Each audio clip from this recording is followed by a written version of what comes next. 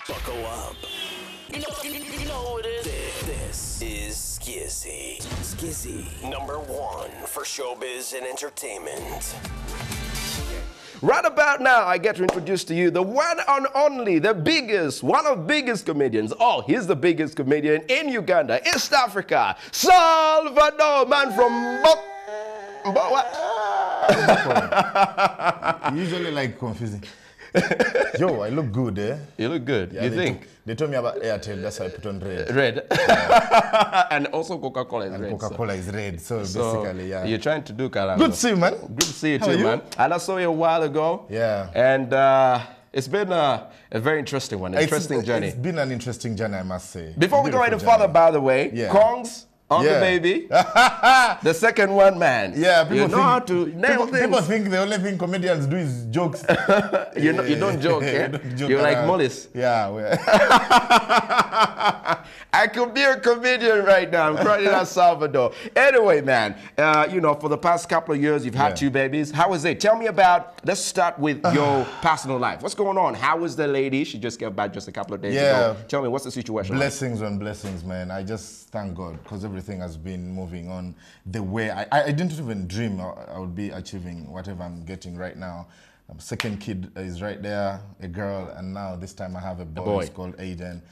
Beautiful. You were quick with the name. Were you anxious? Yeah. Were you like, I'm ready for this one? No, I was ready because I was looking. Did you know the hair. sex of the baby? Yeah, we did. We found out. The first, for the girl, I didn't know. I wanted to be surprised. But now, for the boy, we had to check. You were like, someone has to take my stuff when they grow old. You can't do a baby shower if you don't know the sex of the baby. Yeah. So we had to do that. And when I found out it was a boy, man, I was over the moon. Excited, yeah? I was over so that means you have a boy and a girl. I have a boy, I have a girl. You have a boy to defend his big sister. Exactly. All right? And a big sister to take care of the little one. It's just beautiful. It's just a beautiful feeling, man. I should try it out. I should try it. It's like going to the supermarket, you know. Hey, can you get me a baby boy? Yeah. Oh, that one. No, I don't want that one. Get me another one. Anyway, Salvador, man, it's been a long journey for you, for all of us. I remember those days. You remember those days? Remember the hassle? Okay, let us not bring out examples because Madam is watching. No worries, I'm not going to bring out any examples. Yeah. He wasn't this big. I wasn't this big. Yeah. We were all small. Well, and now, look at this. Small. Look at this. Yeah. 6 years later. Money. Yeah, that's the only way to define it. 6 years later, it's money. Tell me, did you see this happening 6, 7 years ago? I did not see it happening. You know, I was seriously considering going back to doing engineering. Really? It was the next. Did it look like it was failing? No, it didn't look like it was failing. Yeah. But I was like, you know what? I can't just let engineering go that easy, you know. But over time, the comedy was like surpassing my expectations. I was like, oh, what's going on? Actually, things are actually working out. And with time, I got to realize, yo, dude, this is what you are actually meant to do. So I stuck to it, and here we are. How did you start, by the way, to get into comedy? Because you did engineering, right? Yeah. As your profession, that's what you're supposed to be doing. True. But how did this comedy thing, how did you feel like, I should start comedy? I've been a funny guy, normally, but I didn't know you can be funny and be paid. Yeah, get paid. You understand? Until I started watching, by then they were Theatre Factory. Yeah. When all of them were still together. Before, you know, they became J-Pam. Yeah, I know, it's a different thing. So, okay. I used to watch them a lot, and my sisters kept on pushing me, hey, dude, you're funny, go and join that group. I'm sure you'll kill it. I was like, okay. So I went for auditions. Yo, they tossed me around. Shame on you. Look at where we are now. Look at the, you know, I all of a sudden they're like, man. They tossed me around, you know, Luswata, go to this one, go to that one, this one. So with time I just gave up. I was like, you know what, this was not meant to be for me, because if I was to be funny, they would know. Then, fortunately, they came up a competition called Stand Up Uganda. I read it in the papers. I was like, okay, this one's coming to Uganda. And I had watched Stand Up Zambia before. I said, okay, so I enrolled. Boom. And things happen. Things happen. I came number 2. Pablo beat me. Eh? Pablo beat you. Yeah. Man, up to today. It hurts you. Pains me a lot. Anyway, still now, I would say you're a comedian who brought so many people's dreams to life. I'm pretty sure before your generation, your generation of comedy, and a few probably before, people, the normal kid out there would not look at comedy as hope for them to probably join and, you know, get money from it and make it a career. True. But from you, you somehow turned it, you commercialized it, like really commercialized it, and you gave hope to the little ones, the younger ones who probably believe that someday they can actually go out. Does that mean something to you? Actually, it means a lot, especially when they talk about, whenever you hear people say, oh, who are the biggest comedians? And then my name is mentioned. It's an honor because I didn't start it. I found it. There was people around. There's people who started it. I found it in the way. But it wasn't on the scale. It wasn't on that scale. The fact that we shaped it, we gave it a direction. Myself, Daniel Omara, RX Muhanji, Sevachi J, the Dolly Bondos, the Prince Emmas of today. The fact that we managed to give it a commercial side and to put it to give it more respect, and people look out for it nowadays. Actually, no wedding can happen without a comedian nowadays. It's just amazing. So for the fact that my name is mentioned amongst the greats, amongst the people who started the comedy, yet I didn't start it, it's just a good feeling, and it's an honor. I hear you. Actually, it's very, like if they say MCs and your name is, okay, it will take you some years. But if they say MCs and your name is mentioned, you have to, that is an honor, man. Yeah. I understand. Yeah. Anyway, now talking about still, that is, was it last year or last year about one? When you decided to have a one-man show? It was last year. Last year? Yes. That was a risk. It was a big one, but a businessman risk. I was super confident, and at the same time I was embarrassed because, dude, I've done so many international shows, and most of the time I headline them. Like if it was 6 comedians, I am the second last or I close. Yeah, and all the people who used to go on fast had done one-man shows, and every time people would come to me, hey, dude, where's your DVD? I'd be like, yo. This is going crazy. And yet this guy who has curtain raised for you has like 6. I know. You understand, in the space of... So it was embarrassing, and I was like, you know what? I'm going to take a gamble. It has never been done in East Africa. Uganda, East Africa. No one has ever had Nobody has done it. Okay. I did it fast, and then Churchill's doing it, and then my girl Kasime is also going to be doing it. Yeah, she's going to do it on the 24th of March. It's going to be beautiful. So I took a risk. I was like, you know what? If nobody has done, let me do it. And you never know, some other guys will be encouraged to do it. And trust me, so many guys have done one-man shows now. Yeah, you know, it worked out pretty good for you. Did it overwhelm you? It did. Did you expect all those people to come through? Here's the thing about a one-man show. It is about you. Yeah, true. Even when I would go on a border, there are times when I'm going on a border, I would tell the guy, don't even start the engine, just roll the motorcycle. So that in case we fall, I will not get that injured, because the show is about you. Yeah. You see, when you have shows where you have curtain raisers, if you don't make it, somebody can cover. But it's a one-man show. Everybody has come to see you. So you. if something goes wrong, if your voice disappears, if you just get an accident, it's there's no show. Yeah. So it was, the nerves were amazing. Yo. Those nerves were just ridiculous. I know. But we pulled it off, we thank God. And still, there is something else. Somebody out there would say, somehow, at some extent, Basket Mouth helped you cross over from Uganda to... No doubt. Would you affirm to that? I can't even deny it. It's the fact. It's the honest truth. How do you get him to be your friend? And he likes you. We have so many comedians, I'm pretty sure, in Africa. Yeah. How do you make him like you? I'm a good guy. And make him feel like, you know what, I need to give this brother a push. I'm a good guy. You're a good guy. And I'm funny. Okay. There's no doubt. Okay.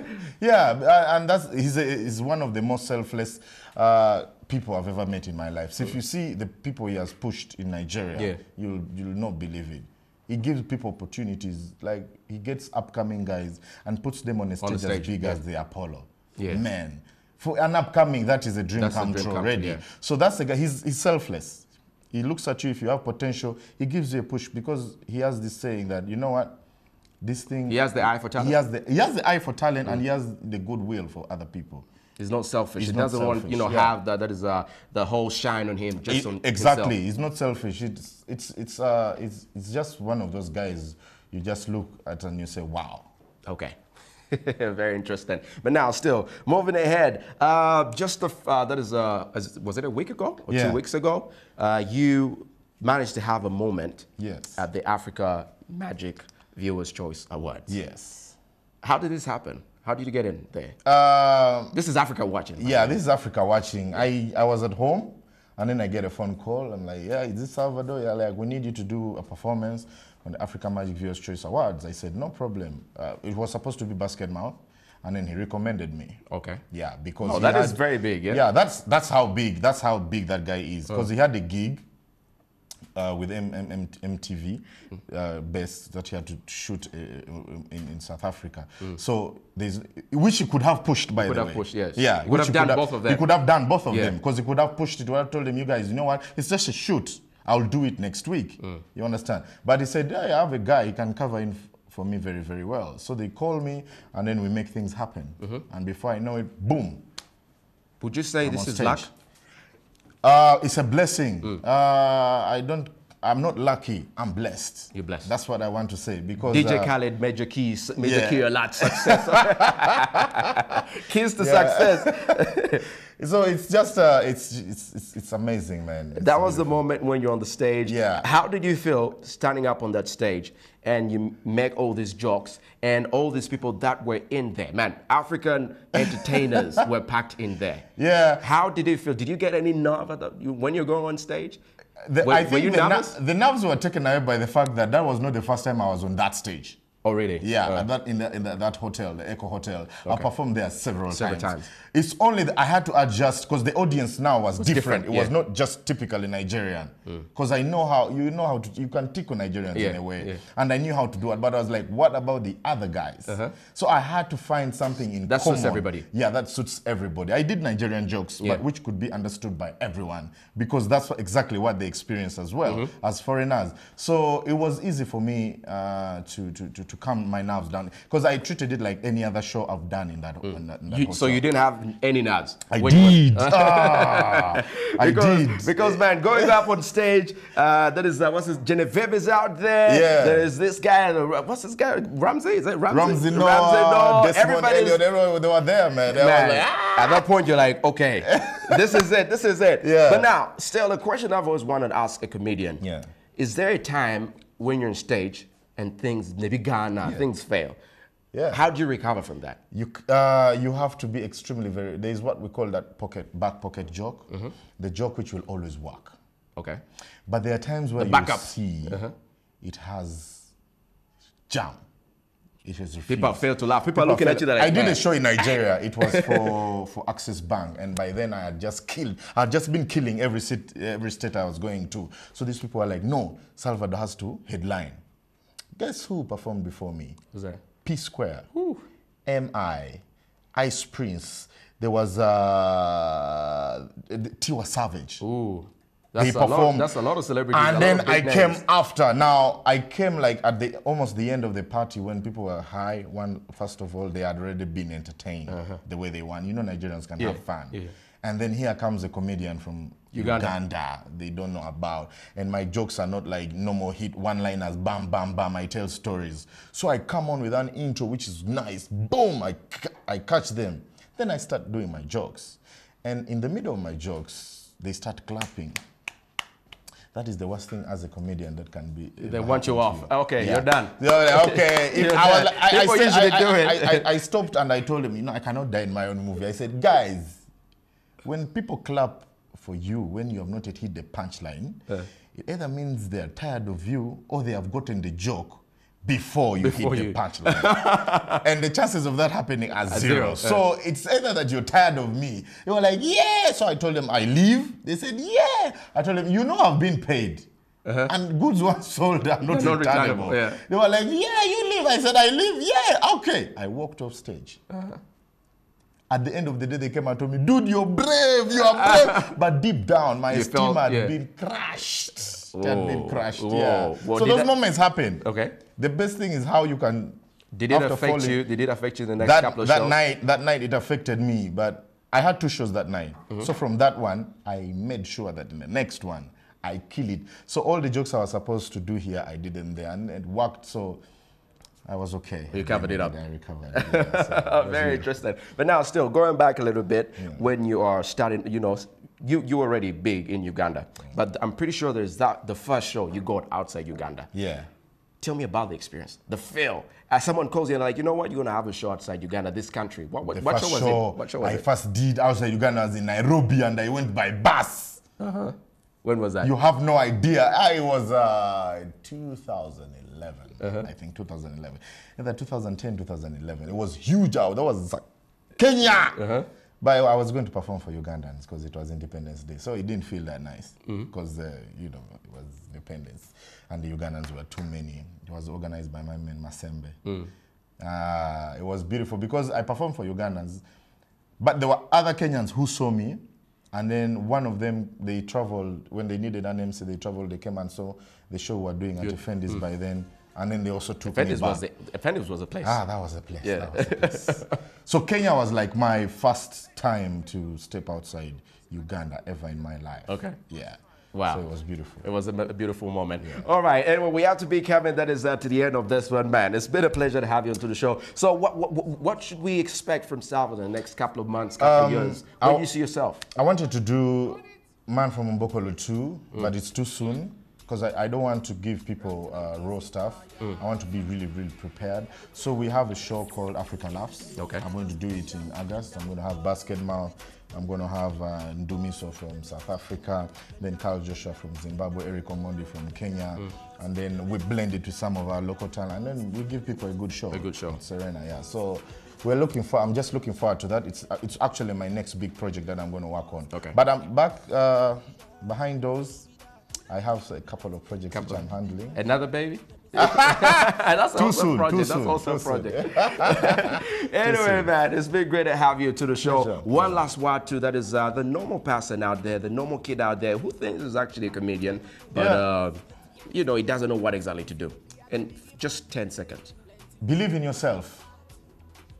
Simple. Just believe in yourself. Just believe in yourself. If you feel you can do something, do it. If it fails, go back to the drawing board, but don't give up. Don't give up. Go back to the drawing board and come back with another method of doing it. Do the same thing. If that's what you want to do, do not do things because people have told you. Okay. Don't look at me, oh, Salvador is very successful, he's always on the plane, traveling here, and I want to be like him. I want to do what he does. No, what do you want to do? Don't do something because you're influenced. First have the passion, and then let the influence come from outside. Let the influence boost that passion you have. All right. Believe in yourself. The brother is preaching out there. Can I be a comedian? Can I? Do I have what it takes to be a comedian? You see, first of all, you have future. You are too perfect. You have body. You have. Look at me. So you're supposed to be. Yeah, like somehow. They cannot compare you to anyone. Funny. Me, I have like Shrek. I have Idi Amin. I have Wu. I have Katolu Bwama. There are many. Oh, now Honorable. There are so many. So it is hard for you. You are too. All right. Anyway, right about that, I guess that's just about it. Do we still have any actually time? That is to go on. It seems like actually my time is done and there is so many questions. I don't know. Nicole, what are we going to do? Okay, it seems like we have to get out of this place. But man, thank you very much for coming to the show. Man. Shout out to you, Maurice Kiria. You've been, that is tuned in to the show. I see Maurice Kiria. I see you, that is Emma Stood. I see you, that is Miss Brown thing. I have to jump to my Facebook. I don't know. Man, this is really fast. But oh no, it seems like we have to get down. The show is brought to you by StarTimes, Coca-Cola, and also Airtel. But hey, I'm pretty sure you guys had fun. You had the man from Mbokolo, on the show today. And we're going to leave you up with one coming in from, that is Wizkid, that is Rantown. The song is called Bend Down. Go down, bend down, low. Down, pose. Is it? Yeah, that's the title of the song. Oh, go down low. Go down Bending. low. And don't forget, Skizz is always brought to you by StarTimes, Coca-Cola, and Airtel. To the people who have actually won something, that is the gift, that is a hamper that we have from Airtel. We have some names. How many names do we have there? We have 3 names. So to those people, you're going to be contacted by our social media team, and you'll be able to get your, that is stuff, basically, your gifts or presents from, that is Airtel. I'll be back here Monday same time, 6 p.m. to 7 p.m. I love you guys, man. Thank you for the love always. Hit me up on my Instagram, Twitter, that is King Shovon. And don't forget to vote for me in the Best Teenage Awards as nominated. That is, yeah, of course. Today's hottest TV personality. I'm out of this place. Good night.